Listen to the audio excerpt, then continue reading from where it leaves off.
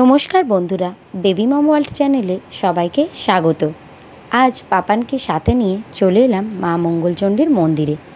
এই মন্দিরে মা মঙ্গলচণ্ডী ছাড়াও আরও অনেক দেবদেবীরা আছেন। তো ভিডিওটা শেষ অবধি দেখো। অবশ্যই আমি বলবো কোন কোন দেবদেবীরা আছেন এখানে, আর এই মন্দির স্থাপনের ইতিহাসটাও তোমাদের সাথে শেয়ার করব। প্রথমেই বলে দিই এই মন্দিরটিতে তোমরা কিভাবে আসবে। যদি তোমরা নিউ আলিপুর থেকে আসো তাহলে নিউ আলিপুর অটো স্ট্যান্ড থেকে অটোতে উঠে চলে আসবে চণ্ডীতলায়, অথবা যদি তোমরা 14 নম্বর দিয়ে আসো তাহলে বেহালা 14 নম্বরে নেমে ওখান থেকে অটো করে চলে আসবে চণ্ডীতলায়। চণ্ডীতলায় এসে মিনিট 7 হাঁটার পথেই পৌঁছে যেতে পারবে এই মন্দিরটিতে। মা মঙ্গলচণ্ডী এখানে খুবই জাগ্রত।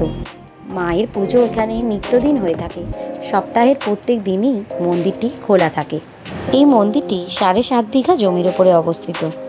মায়ের মন্দিরে প্রতিদিনই বহু ভক্তের সমাগম হয়, তবে জ্যৈষ্ঠ মাসে মা মঙ্গলচণ্ডীর পুজো হয় এবং এখানে বিশাল বড় মেলা বসে।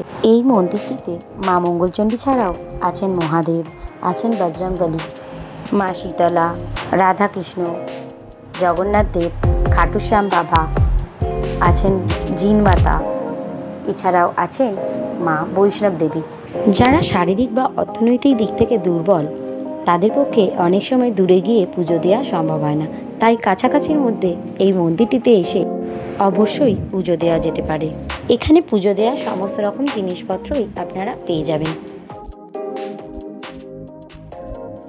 চণ্ডী মন্দির থেকে বাঁদিক হয়ে সোজা গেলেই আপনি পৌঁছে যেতে পারবেন মাতা বৈষ্ণব দেবীর মন্দিরে, যেটি জলাশয়ের ওপর স্থাপিত প্রথম বৈষ্ণব দেবীর মন্দির। কাশ্মীরের বৈষ্ণব দেবীর মন্দিরের আদলেই এই মন্দিরটি এখানে স্থাপন করা হয়েছে।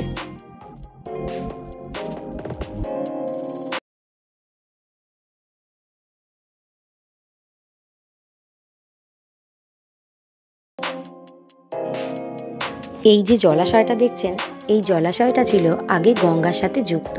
এই জলাশয়টা ছিল একটা নালা, আর এই নালাটা যুক্ত ছিল টালিগঞ্জ নালার সাথে, যেটা বড় গঙ্গার সাথে যুক্ত ছিল।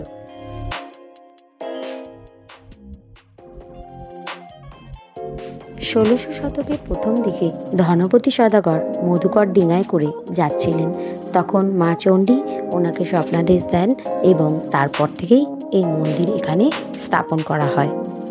বহু প্রাচীন এই চণ্ডী মন্দিরটি এখানে 400 বছর ধরে স্থাপিত এবং পরবর্তীকালে এই মন্দিরটি এত সুন্দর করে সাজানো হয়েছে।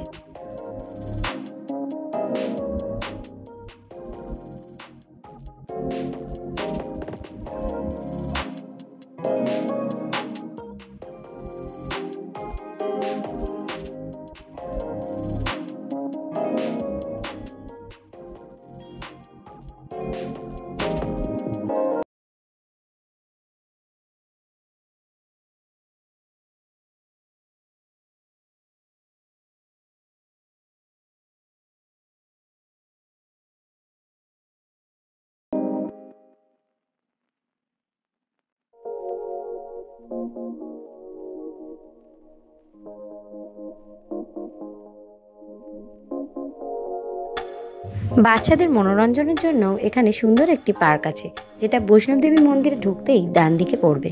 পাপানকে তাই এখানটাতে একটু নিয়ে এলাম, ওকে একটু আনন্দ মজা করার জন্য।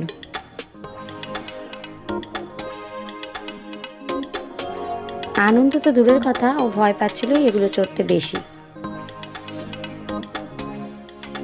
আমাদের বৈষ্ণব দেবী দর্শন করা হয়ে গেছে।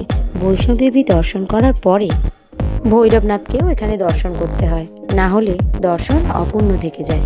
ভৈরবনাথের মন্দিরটি এখানে শিব মন্দিরের ঠিক পিছনেই অবস্থিত। এরপর এখান দিয়ে চলে আসলে আপনি দেখতে পারবেন জিন মাতা, এটা হচ্ছে জিন মাতা, আর এইটা হচ্ছে খাটুশ্যাম বাবা। তো এখানে আসলেই আপনারা সমস্ত রকমের দেবদেবীকেই আপনারা এখানে দর্শন করতে পারবেন। অবশ্যই এখানে আসুন আর ঘুরে যান, আর জ্যৈষ্ঠ মাসে অবশ্যই আসুন, এখানে খুব বড় মেলা বসে এবং মা সকলের মনস্কামনা পূরণ করেন। ভিডিওটা ভালো লাগলে অবশ্যই লাইক আর শেয়ার করবেন।